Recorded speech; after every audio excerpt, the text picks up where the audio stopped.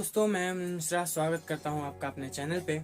आज हम लोग पढ़ने वाले हैं इलेक्ट्रिक चार्जेस एंड फील्ड्स। ये हमारा क्लास 12 का चैप्टर 1 है। आज से हम लोग क्लास 12 का फिजिक्स पढ़ने वाले हैं, जो कि हम पर हर चैप्टर को अच्छे से कवर करेंगे।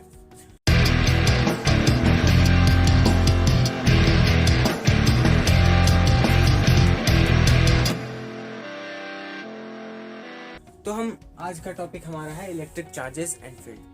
पहले समझते हैं चार्जेस क्या होते हैं। चार्जेस मास के तरह ही किसी भी मैटर का एक फंडामेंटल प्रॉपर्टी होता है, जिसको हम लोग डिफाइन नहीं कर सकते हैं, बट उसका यूज करके बहुत सारी चीजें कर सकते हैं। तो चार्जेस कितने टाइप के होते हैं? चार्जेस मेनली दो टाइप के होते हैं, पॉजिटिव एंड नेगेटिव। पॉजिटिव और सेकंड हो गया नेगेटिव।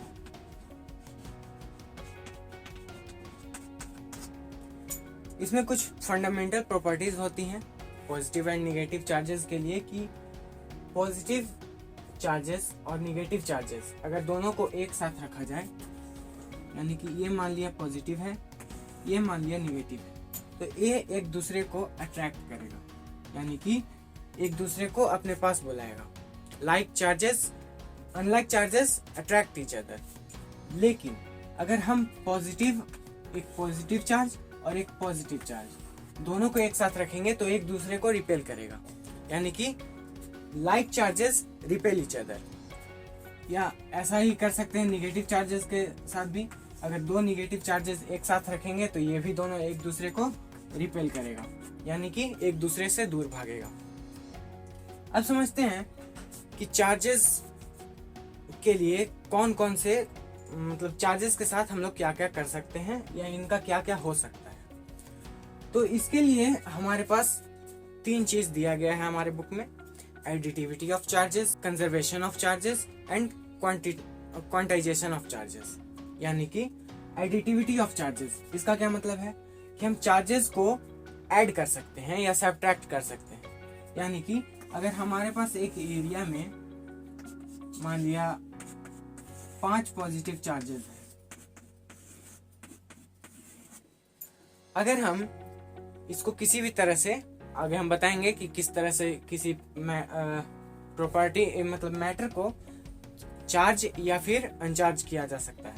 तो अगर हम एक पॉजिटिव चार्ज इसको हटा दें तो इसमें 4 पॉजिटिव चार्ज बचेगा, यानी कि ये हमारा एडिटिविटी हो गया। सब्ट्रैक्शन यहाँ पे हो गया। अगर हम एक चार्ज अगर ऐड कर दें तो ये फिर से +5 हो जाएगा, यानी कि हम चार्जेस को ऐड कर सकते हैं, सब्ट्रैक्ट कर सकते हैं, ये सब हम चार्ज के साथ कर सकते हैं। फिर आता है क्वांटाइजेशन ऑफ चार्जेस। क्या कहता है कि अगर कोई भी एक चार्ज दिया हुआ है, पहले बात तो जान लीजिए कि चार्ज का जो यूनिट होता है वो कूलम में लिखा जाता है। तो कूलम में लिखा जाता है, तो इसका क्वांटाइजेशन से क्या मतलब है? क्वांटाइजेशन कहता है कि अगर कोई एक कूलम चार्जेस दिया गया है, यानी कि मान लिया 6 कूलम चार्जेस दिया गया है, तो इसको हम लोग एक स्मॉलेस्ट यूनिट में लिख सकते हैं। वो स्मॉलेस्ट यूनिट हमारा क्या है? वो है हमारा ई, यानी कि इलेक्ट्रोस्टैटिक यूनिट इसको बोलते हैं। इसका वैल्यू कितना होता है? इसका वैल्यू होता है 1.6 × 10⁻⁻19 कूलम। और ये हमारा एक प्रोटॉन का चार्ज होता है। इलेक्ट्रॉन का भी चार्ज होता है, बस ये माइनस लगा दिया जाएगा तो ये इलेक्ट्रॉन का चार्ज बन जाएगा। तो ये हो गया हमारा स्मॉलेस्ट यूनिट। अब क्वांटाइजेशन का मतलब ही होता है कि किसी भी यूनिट को उसके स्मॉलेस्ट यूनिट के टर्म में लिखा जाए। यानी कि अगर चार्ज Q है तो उसको हम लोग Ne के फॉर्म में लिख सकते हैं। n हमारा नेचुरल नंबर होगा, यानी कि n multiples E। Quantization of charges इसी को बोलते हैं। तो इसका मतलब 1 कूलम चार्ज में कितना इलेक्ट्रोस्टैटिक यूनिट होगा, कितना Ne होगा, ये आप लोग हमको कमेंट में करके बताइएगा कैलकुलेशन। ठीक है, क्वांटाइजेशन ऑफ चार्जेस समझ गए।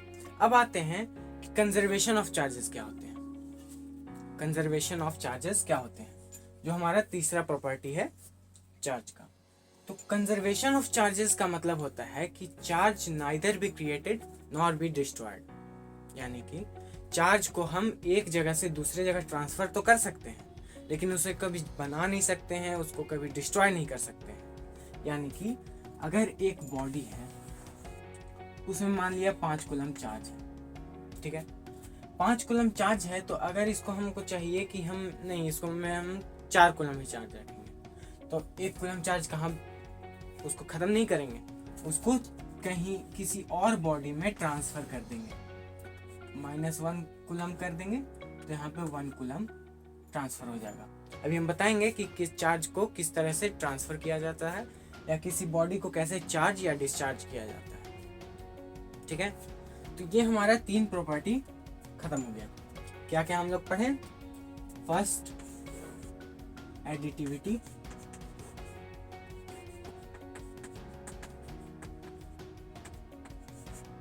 सेकंड, क्वांटाइजेशन,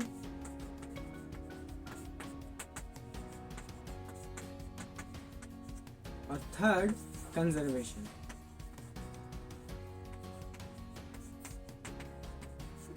ये हमारा 3 बेसिक प्रॉपर्टी हो गया चार्ज का, ठीक है। अब हम लोग पढ़ेंगे कि चार्ज को, मतलब किसी बॉडी को चार्ज या डिस्चार्ज कैसे किया जा सकता है, ठीक है।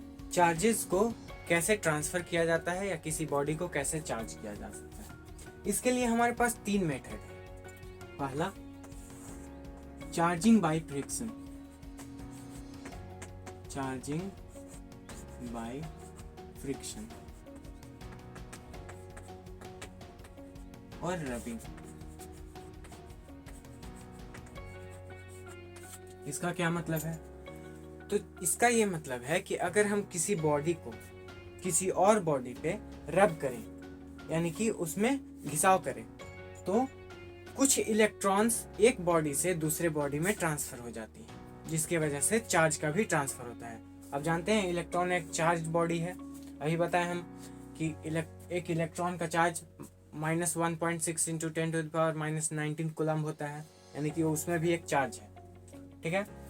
तो इसका एक बेसिक एग्जांपल आप ले सकते हैं कि अगर बाल आपका सूखा हुआ है, उसमें हम कंघी करते हैं। अब आप जब कंघी किए, तो उस कंघी को अगर किसी नॉन कंडक्टिंग बॉडी के संपर्क में रखें, यानी हाथ में ही रखें, मेनली बोल लीजिए, तो और अगर कोई पेपर का कुछ टुकड़े, एकदम छोटा छोटा टाइनी पार्टिकल्स अगर आप रखते हैं, तो उसको अट्रैक्ट कर लेता है। क्यों अट्रैक्ट करता है? क्योंकि जो कंघी है वो बाल में जब फ्रिक्शन हुआ आपके कंघी करते समय, तो उसमें कुछ चार्जेस आ गए। यहाँ पे पेपर जो था वो हल्का था, इसमें भी कुछ ना कुछ इलेक्ट्रॉन होगा ही। तो जैसा कंघी में था कि उसमें पॉजिटिव चार्जेस आ गए थे, रब किए थे तो पॉजिटिव चार्जेस आ गए थे, हमारे बाल निगेटिव चार्ज हो गया था। अब जब पॉजिटिव चार्ज निगेटिव चार्ज के कांटेक्ट में आया, तो अभी बताए थे कि unlike charges attract each other, तो एक दूसरे को वो अट्रैक्ट कर लेता है, वो खींच लेता है। तो इसी को हम लोग बोलते हैं चार्जिंग बाय फ्रिक्शन। ये समझ में आ गया। अब आते हैं second, charging by induction. Charging by induction, इसमें क्या होता है? तो चार्जिंग बाय इंडक्शन का मतलब होता है, इसमें एक लंबा प्रोसेस है, इसको हम आपको समझाते हैं। मान लिया एक मेटेलिक बॉल है जो कि एक नॉन कंडक्टिंग सरफेस के कांटेक्ट में है, यानी कि इसमें जो चार्ज ना तो आ रहा है ना जा रहा है, ठीक है। और हमारे पास एक दूसरा ऑब्जेक्ट है जो कि चार्ज ऑब्जेक्ट है। मान लिया इसमें पॉजिटिव चार्जेस है, इसमें मान लिया पॉजिटिव चार्ज है, इसमें अभी कोई चार्ज नहीं, चारों तरफ न्यूट्रल चार्जेस हैं, यानी कि चारों तरफ पॉजिटिव भी है, चारों तरफ नेगेटिव भी है, इसलिए इसमें टोटल चार्जेस 0 है। अब जब इसको हम चार्ज बॉडी को अनचार्ज बॉडी के कांटेक्ट में लाते हैं, कांटेक्ट नहीं मतलब पास में लाएंगे इसको, करीब में लाएंगे। अगर ऐसे ले आते हैं, यहाँ पॉजिटिव चार्जेस रहेंगे,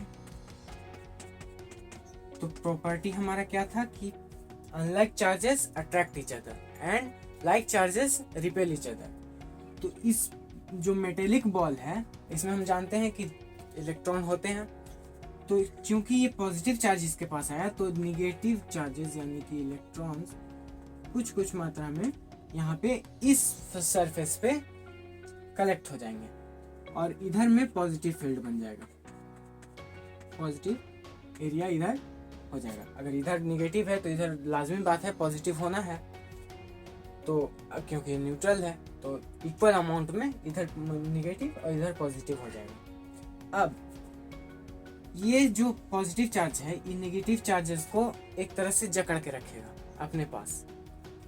अभी टच नहीं करवाए हैं, सिर्फ अपने फोर्स से उसको पकड़ के रखेगा। पॉजिटिव चार्ज इधर है। अगर हम इस सिचुएशन में, इधर जब पॉजिटिव है इधर निगेटिव है, यहाँ पे हम पॉजिटिव लगाया गया है, अगर हम इसको अर्थिंग दे दें, इधर से अर्थ से कनेक्ट कर दें। अर्थ हम लोग को पता है कि न्यूट्रल होता है, वो अगर पॉजिटिव उसमें कनेक्ट करेंगे तो उसको भी न्यूट्रल कर देगा, निगेटिव कनेक्ट करेंगे तो उसको भी न्यूट्रल कर देगा। तो अगर हम इसको अर्थिंग से कनेक्ट करते हैं तो ये सारा पॉजिटिव चार्ज अर्थ में चला जाएगा। ऐसा बोलते हैं कि पॉजिटिव चार्ज चला जाएगा, हालांकि रियल में जो सिचुएशन होता है वो अर्थ से कुछ इलेक्ट्रॉन्स इसको जाके न्यूट्रल कर देते हैं, ये पॉजिटिव चार्जेस को न्यूट्रल कर देते हैं, इसलिए पॉजिटिव चार्ज यहाँ से हट जाता है। सिंपल बोलचाल की भाषा में हम लोग बोल लेते हैं कि पॉजिटिव चार्ज यहाँ से अर्थ में ट्रांसफर हो गया। ठीक है, अब हमारे पास जो केस बनेगा वो ये रहेगा, अगर हम अर्थिंग दोबारा से हटा दें तो यहाँ पे हमारा रहेगा कि यहाँ पे नेगेटिव चार्जेस है, यहाँ पॉजिटिव चार्जेस पहले से थे। अब तो यहाँ पे पॉजिटिव चार्जेस खत्म हो गए, सिर्फ नेगेटिव बचे हैं, यानी कि इनको जो न्यूट्रल कर सकता था वो तो चला गया, अब ये अकेले पड़ गए। अगर हम इसको भी हटा दें तो अब ये चार्ज पूरे सरफेस में डिस्ट्रीब्यूट हो जाएगा, यानी कि चारों तरफ सरफेस पे चला जाएगा। अब ये बॉडी हो गया नेगेटिव चार्ज, ये आया, इसको अट्रैक्ट किया, इसका दोस्त इधर चला गया, ये बेचारा अकेले रह गया और ये चार्ज हो गया बॉडी। इसी को कहते हैं चार्जिंग बाय इंडक्शन। अब आता है चार्जिंग बाय कंडक्शन, ये बहुत आसान है। चार्जिंग बाय कंडक्शन, कंडक्शन में क्या करते हैं, एक अनचार्ज बॉडी है, एक चार्ज बॉडी पॉजिटिव,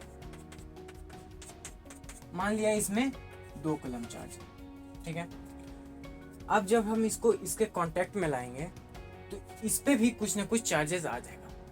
क्या आ जाएगा, इक्वली डिस्ट्रीब्यूट हो जाएगा चार्ज। अगर दोनों सरफेस आइडेंटिकल है, दोनों जो मटेरियल वो आइडेंटिकल है, यानी कि एक ही तरह का सब जो दोनों बॉडी है, तो ये इक्वली डिस्ट्रीब्यूट हो जाएगा। अगर ये दोनों को कांटेक्ट में ले आए तो इसमें भी 1 कूलम, इसमें भी 1 कूलम। ठीक है, दोनों में इक्विलिब्रियम पोजीशन बन गया, यानी कि अब दोनों तरफ चार्ज जो है सेम है, तो कहीं भी चार्ज ट्रांसफर नहीं हो सकता है। एक हम लोग पढ़े हैं लॉ कि जो चार्ज होता है वो हाई डेंसिटी से लो डेंसिटी में ट्रैवल करता है। कोई भी चीज़ हाई डेंसिटी से लो डेंसिटी में ट्रैवल करता है यूजुअली, कहीं कहीं पे एक एक्सेप्शन भी होता है, उसके बाद हम लोग बाद में करेंगे। लेकिन चार्ज के मैटर में यही होता है कि हाई डेंसिटी से लो डेंसिटी में ट्रैवल करते हैं चार्जेस। तो ये हाई डेंसिटी था चार्ज का, यहाँ पे नल डेंसिटी था, कुछ भी नहीं था, तो ये दोनों में इक्वली डिस्ट्रीब्यूट हो गया। अब दोनों को हम अलग कर देंगे, 1 कूलम 1 कूलम, दोनों पे चार्ज आ गया। इसी को कहते हैं, पहले ये बॉडी अनचार्ज था, अब ये बॉडी में 1 कूलम चार्ज हो गया, यानी कि ये बॉडी चार्ज हो गया। तो इसी को बोलते हैं चार्जिंग बाय कंडक्शन। ठीक है, तो आगे का टॉपिक हम लोग अब नेक्स्ट वीडियो में करेंगे। बाकी के लिए